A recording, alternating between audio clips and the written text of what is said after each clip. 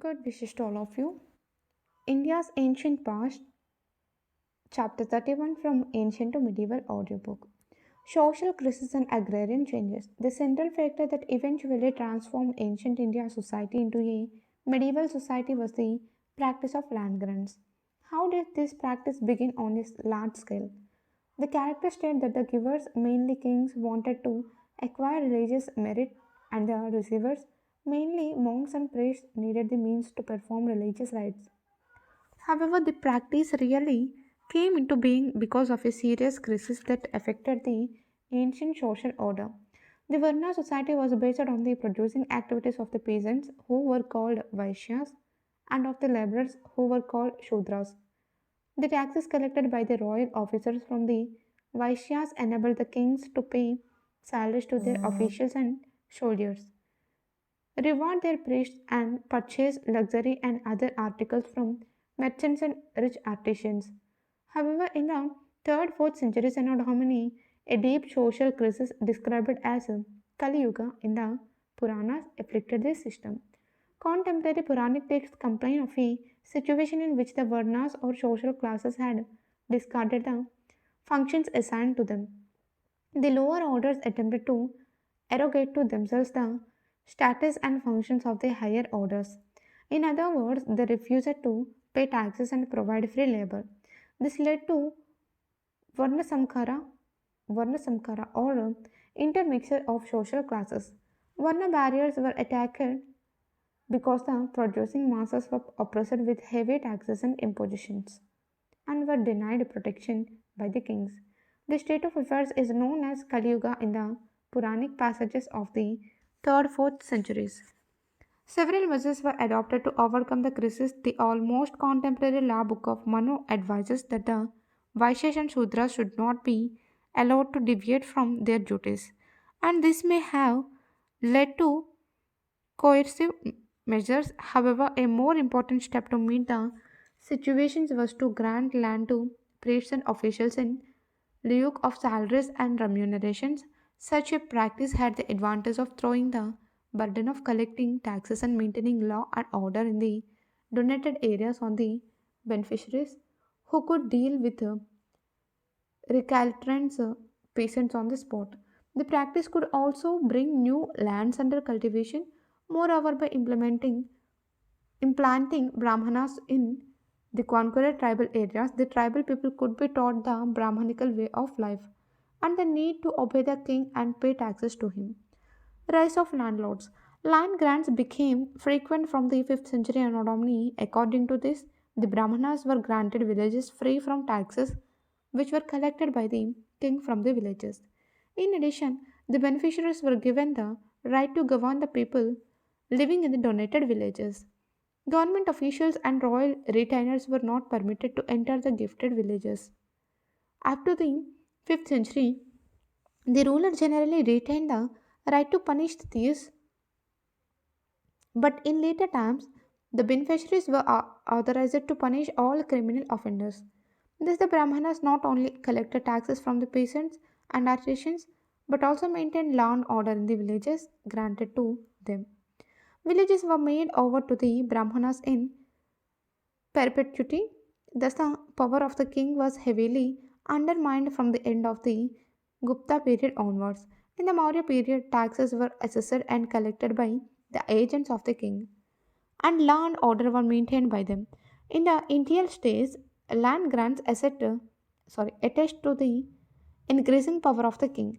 In Vedic times, the king was considered the owner of cattle or Gopati, but in Gupta times and later, he was regarded as Bhupati or owner of land.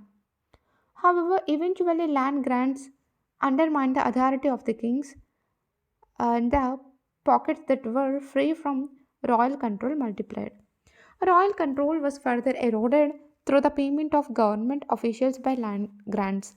In the Maurya period, the officers of the state, from the highest to the lowest, were generally paid in cash. The practice continued under the Kushanas, who issued a large number of copper and gold coins, and it lingered on under the Guptas, whose gold coins were evidently meant for payment of the army and high functionaries. However, from the 6th century onwards, the position seems to have changed. The law books of that century recommended that services should be rewarded in land. Accordingly, from the region of Harshvardhana, public officials were paid in land revenues, and one fourth of the royal revenue was earmarked for the endowment of great public servants. The governors, ministers, magistrates, and officers were given portions of land for their personal upkeep. All this created vested interests at the cost of royal authority. Thus, by the 7th century, there is a distinct evolution of the landlordism and a devolution of the central state authority. New agrarian economy. We notice an important change in the agrarian economy. Landed beneficiaries could neither cultivate land nor collect revenues on their own.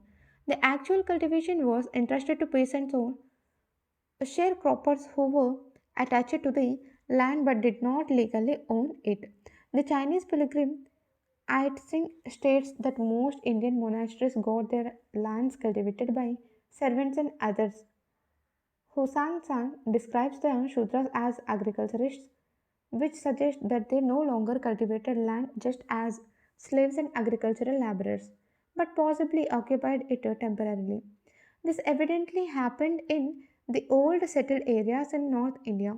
When villages were granted in the tribal areas, the agriculturists were placed under the control of religious beneficiaries, especially the Brahmanas, because the Brahmanas began to be granted land on a large scale from the 5th to 6th century onwards. From the 6th century onwards, sharecroppers and peasants were particularly asked to remain on the land granted to the beneficiaries in the backward and mountainous areas such as Orissa and Deccan. From there, the practice spread to the Ganges basin. In North India too, artisans and peasants were asked not to leave the villages granted to the beneficiaries, thus preventing them from moving from one village to another, greatly undermining mass mobility. Decline of trade and towns. From the 6th century onwards, a sharp decline began. Trade with the main part of the Roman Empire ended in the 3rd century, and the silk trade with Iran and the Byzantium stopped in the mid 6th century. India carried on some commerce with China and Southeast Asia, but its benefits were reaped by the Arabs who acted as middlemen. In the feudal setup, horse trade became more important because of military needs. In the 6th century, horses from Persia were imported and traders did not have to pay did not have to pay custom duties. Before the rise of Islam, the Arabs had virtually monopolized India's export trade. The decline of trade for well over 300 years after the 6th century is striking, demonstrated by the virtual absence of gold coins in India. The paucity of metallic money after the 6th century is true not only of North India but also of South India. The decline of trade led to the decay of towns. Towns flourished in West and North India under the Shatavahanas and Kushanas, and a few cities continued to thrive in Gupta times. However, the post Gupta period witnessed the rise of many old commercial cities in North India. Excavations show that several towns in Haryana and East Punjab, Puranquilla, Delhi, Mathura, Hastinapur, Meerut district, Shravasti, UP, Kaushambi near Allahabad, Rajghat, Varanasi, Saran district, Vaishali, and Pataliputra began to decline in the Gupta period and largely disappeared in post Gupta times.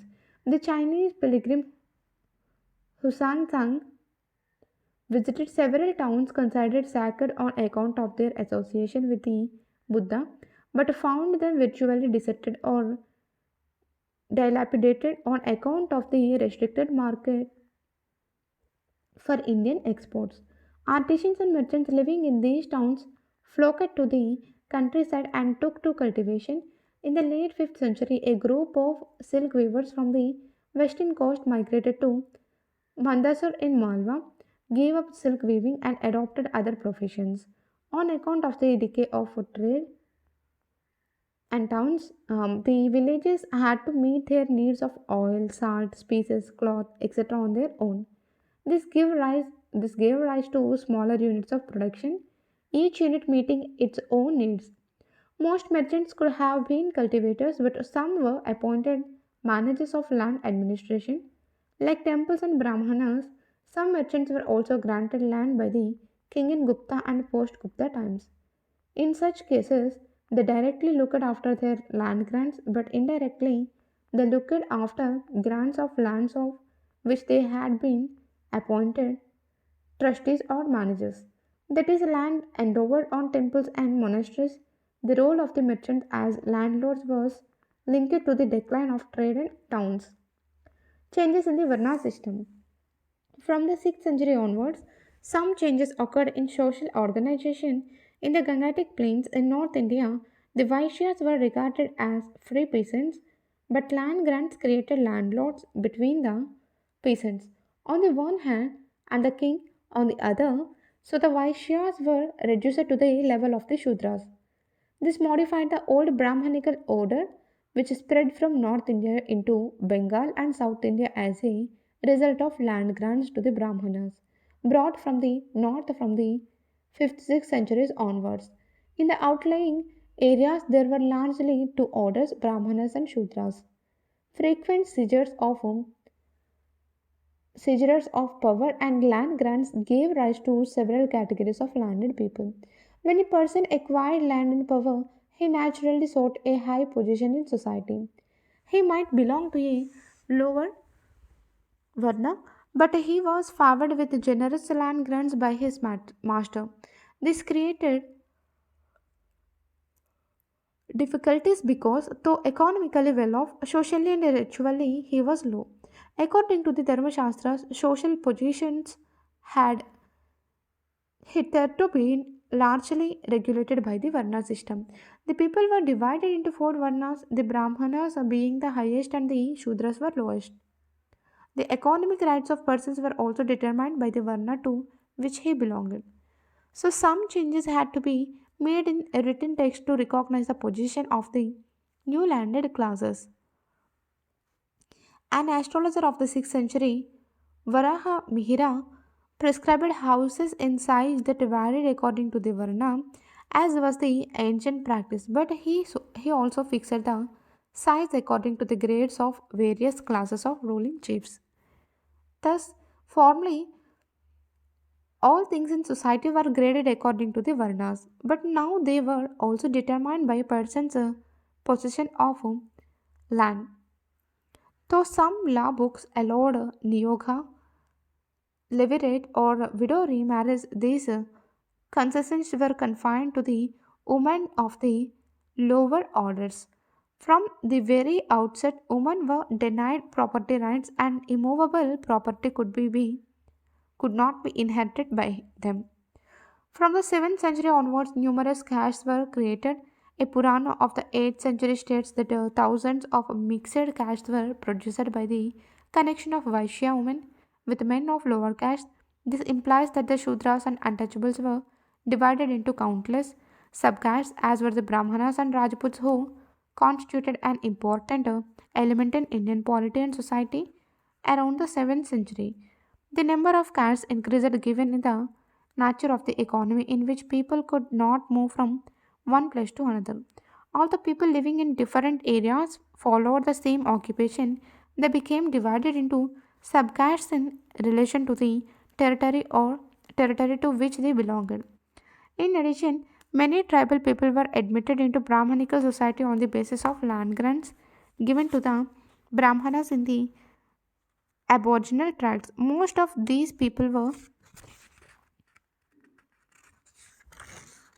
enrolled as Shudras and mixed caste. Every tribe or kin group was now given the status of a separate caste in Brahmanical society.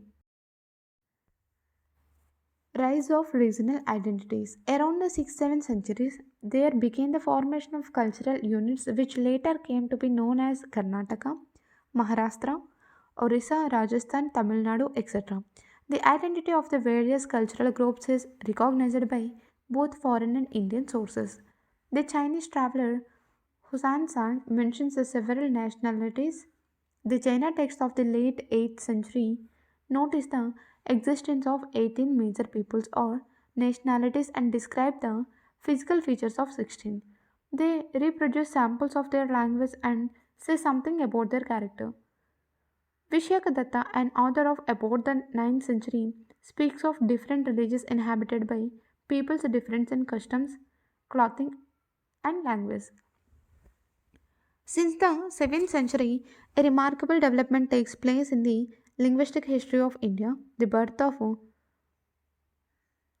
Upper Brahmsha, the final stage of the Middle Indo-Aryan. This language is placed roughly halfway between Prakrit that preceded it and modern Indo-Aryan languages that succeeded it. It roughly covers the period from Anno Domini 600 to 1000. Extensive Jaina literature was written in this language towards the end of this period. Glimpses of modern languages are traceable in both Jaina and Buddhist writings in Apabhramsha. Buddhist writings from eastern India show faint glimmerings of Bengali, Assamese, Maithili, Oriya, and Hindi. Similarly, the Jaina works of the same period reveal the beginnings of Gujarati and Rajasthani. In the south, Tamil was the oldest language, but Kannada began to grow at about this time. Telugu and Malayalam developed much later. It seems that each region came to develop its own language because of its isolation from the other. When the Gupta Empire broke up, several independent principalities rose, and this naturally hindered countrywide contacts and communication. The decline of trade meant lack of communication between the people of the various regions, and this promoted the growth of regional languages. Regional scripts became more prominent in Anno Domini 7th century and later. From Maurya to Gupta times, although the script changed to some degree, more or less the same script continued to be used throughout the greater part of India. Thus, a person who has mastered the script of the Gupta age can read inscriptions of that period from different parts of the country. But from the 7th century onwards, every region had its own script, and therefore it is not possible to read post Gupta inscriptions from different parts without mastering the regional scripts. Trends in literature. In the history of literature, the 6th and 7th centuries are equally important. Sanskrit continued to be used by ruling class from the 2nd century Anno Domini in line with the pomp, vanity, and splendor of the Feudal lords. The style of Sanskrit prose and poetry became ornate. Writing became replete with metaphors, imagery, adjectives, and adverbs that made it difficult for the reader to comprehend its essential meaning. Banas prose is a typical example. In poetry, many meters were invented and elaborated to meet the requirements of the new ornate. Verbose, high flown style, in line with the dominance of land magnates over the social hierarchy, artificial prose and poetry became fashionable with the elitist authors who widened the chasm between the landlords and the peasants. Kosambi considers the combination of sex and religion to be a distinctive feature of medieval literature. A leisure landed class sought the support of the Sanskrit writers who wrote on sex and transism. Sexual union came to be seen as union with the supreme divine being. According to the Vajrayani Tantrika's supreme knowledge, which amounted to supreme bliss, could be realized through the sexual union of the male and female. Spiritualism of spiritualism was thus invented to justify erotism in the art and the literature. The medieval period produced a large corpus of commentaries on ancient texts in Sanskrit, Pali, and Prakrit, and these were written between the 5th and 18th centuries. They discussed not only the Dharma Shastras, Dharma sutras and smritis, but also Panini's grammar, the Graya Sutras,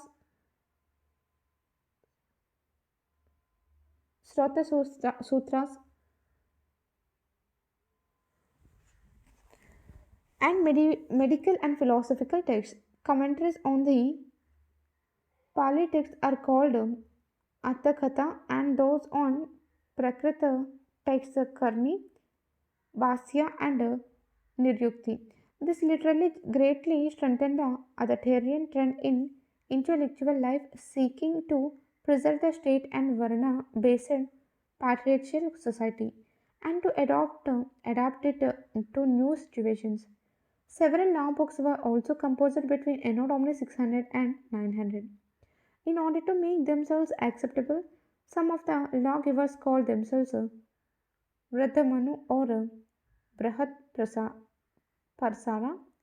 In any event, the commentaries help to perpetuate the essentials of social inequality and adapt the law and rituals to be the new inequalities that had arisen from the unequal distribution of land and power. Commentaries and digests continued till the 18th century. They emphasized continuity, and the dominant trend in medieval times was that of a closed mind linked to a closed economy that killed creativity.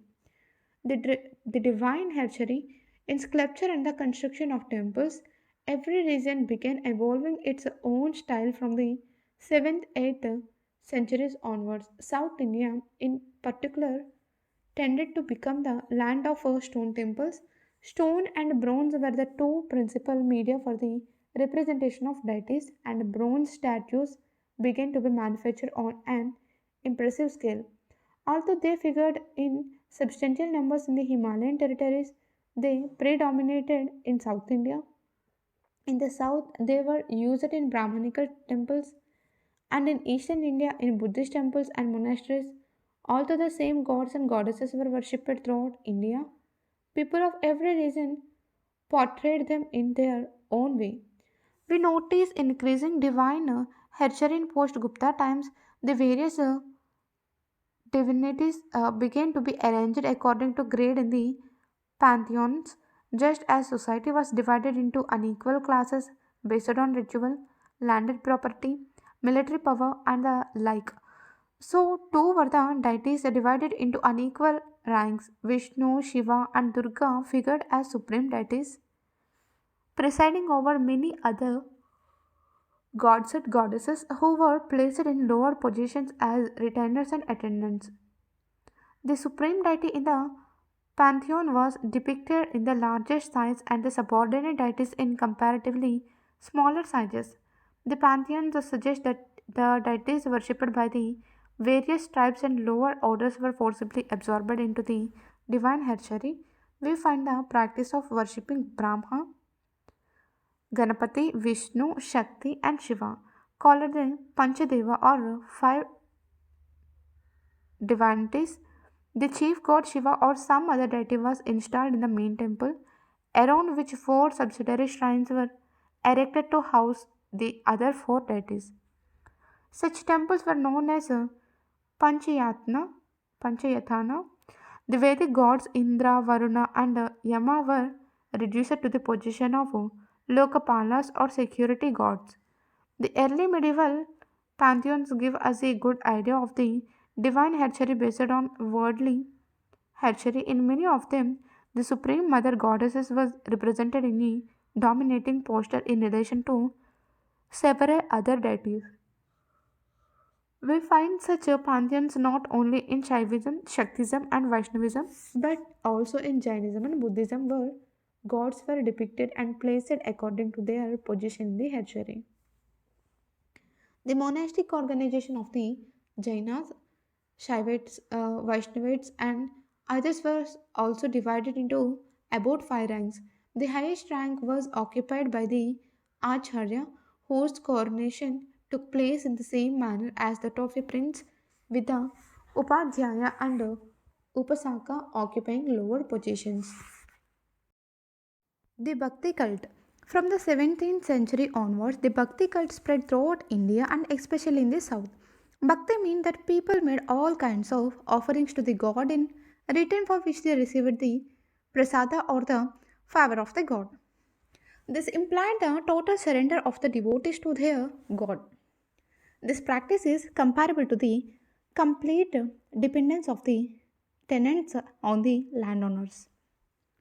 Just as the tenants offered and provided various services to the Lord and they then received land and protection as a kind of favor from him. A similar relation came to be established between the individual and his God, as elements of feudalism persisted in the country for a very long time. Bhakti became deeply embedded in the Indian ethos.